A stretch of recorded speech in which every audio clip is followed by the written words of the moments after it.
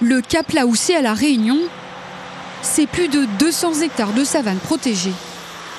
Une vaste étendue située sur le littoral de Saint-Paul qu'on prend plaisir à emprunter à pied, à vélo et même à cheval. Les balades, elles sont quotidiennes.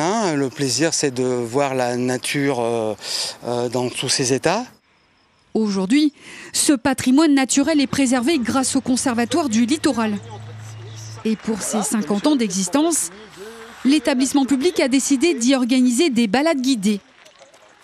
L'occasion pour la structure, placée sous la tutelle du ministère chargé de la protection de la nature, de rappeler toutes les pressions qui pèsent sur cet espace.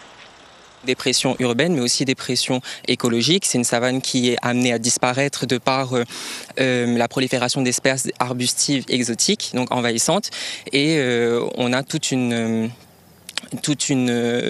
technique, en fait, des procédés pour protéger cette savane, comme le brûlage dirigé qu'on effectue en partenariat avec le SDIS, ou des activités pastorales qui permettent d'entretenir le territoire de la savane, en tout cas le paysage. Au Cap Laoussé, après 20 ans d'action désormais, faune et flore sont protégées. Et c'est d'ailleurs ce que sont venus rappeler les partenaires invités au demi-siècle d'existence du Conservatoire du littoral. Le Conservatoire du littoral à La Réunion a la responsabilité de beaucoup de terrains qui sont juste au-dessus de la réserve marine.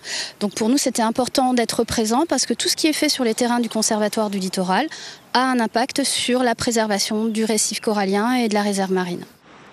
Dans quelques mois, l'espace protégé de la savane du Cap Laoussé devrait s'agrandir de 75 hectares.